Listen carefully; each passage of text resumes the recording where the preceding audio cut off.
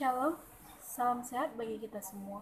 Kami dari kelompok 3 akan menjelaskan tentang hukum pajak, di mana yang kita tahu bahwa pajak adalah iuran wajib kepada negara secara langsung.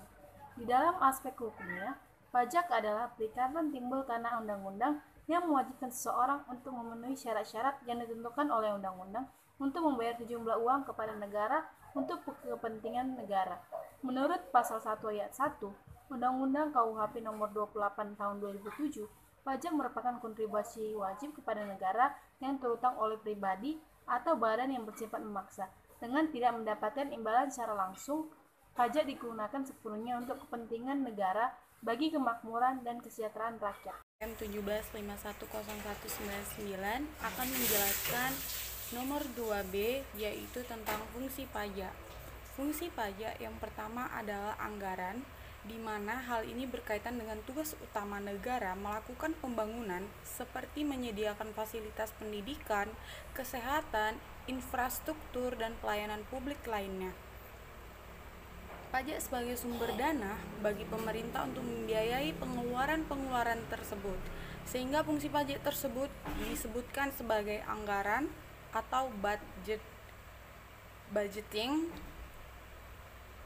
yang melalui APBD yang tersebar di negara kita ini, di negara Indonesia.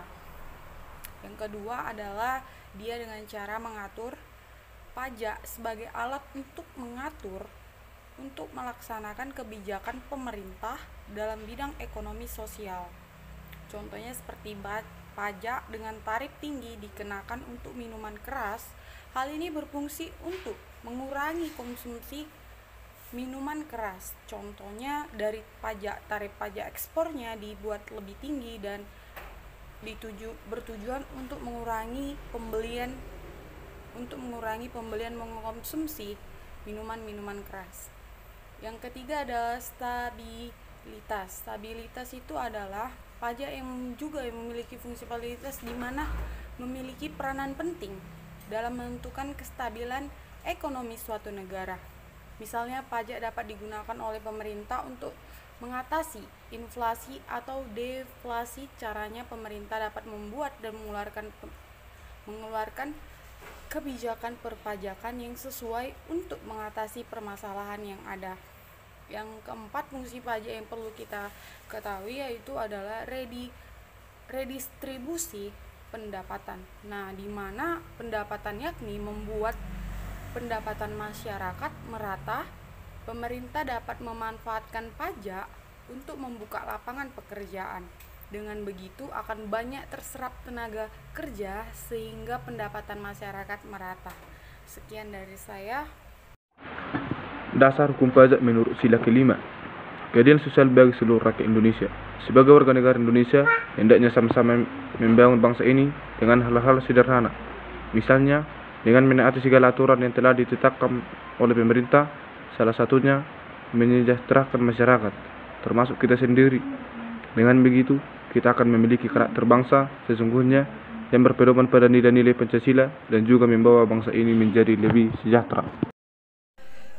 Baiklah, pada kesempatan kali ini saya Dian Amelia Silai akan menjelaskan mengenai fungsi pajak.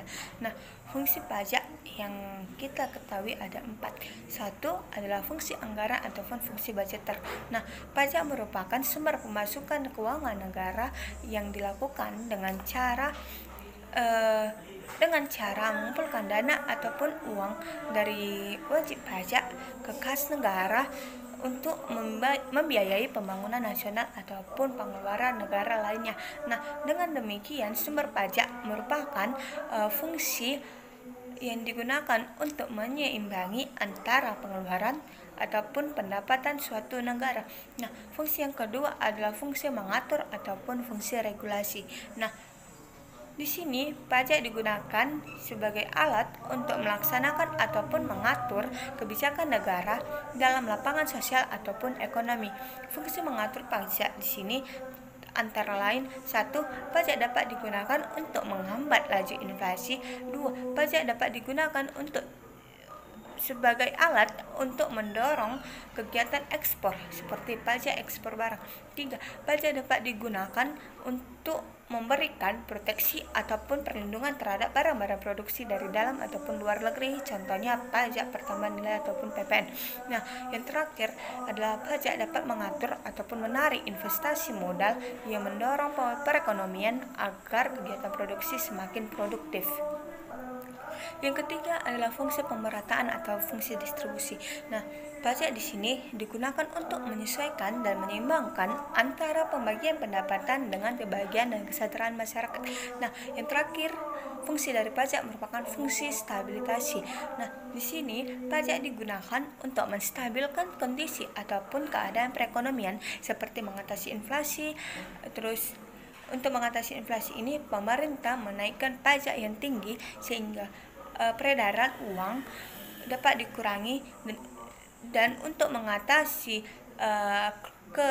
kelesuhan pemerintah ataupun deflasi, pemerintah melakukan menaikkan atau meningkatkan menaikkan produksi suatu uang supaya deflasi ini dapat diatasi. Nah, keempat fungsi di atas merupakan fungsi dari pajak yang umum dan dijumpai di berbagai negara, salah satunya di Indonesia. Nah, di Indonesia pemerintah lebih menitik beratkan pada dua fungsi sebagai pengatur dan sebagai budgeter ataupun anggaran. Nah, lembaga pemerintah yang mengelola pajak negara di Indonesia adalah Direktorat Jenderal Pajak, ataupun yang biasa disebut dengan DJP, yang berada di bawah naungan Kementerian Keuangan. Tanggung jawab atas kewajiban membayar pajak berada dalam anggota masyarakat sendiri untuk memenuhi kewajiban tersebut. Nah, sesuai dengan sistem self-assessment yang dianut dalam sistem perpajakan di Indonesia, self-assessment berarti wajib pajak memperhitungkan, menyetor, dan melaporkan kewajibannya dalam perpajakan dengan sendiri. Nah, jadi wajib pajak tidak memaksa untuk membayar pajak sebesar-besarnya, tetapi sesuai dengan aturan perundang-undangannya. Nah, DJP sesuai dengan fungsinya itu berkewajiban untuk melakukan pembinaan, penyuluhan, pelayanan, serta pengawasan kepada masyarakat. Dalam melaksanakan fungsinya, DJP berusaha sebagai mungkin memberikan pelayanannya kepada masyarakat sesuai dengan visi dan misi yang telah mereka tentukan. Nah, sekian dari kelompok kami. Semoga ilmu yang telah kami bacakan atau telah kami persiapkan dari dulu-dulunya dan telah kami presentasikan kepada Anda semua dapat bermanfaat dan dapat menambah ilmu teman-teman sekalian. Kami mohon maaf jika ada tutur kata dan salah dari kata-kata yang kami jelaskan tadi ataupun mengenai penjelasan yang kami berikan kurang lengkap. Mohon dimaafkan. Sekian dari kami. Terima kasih.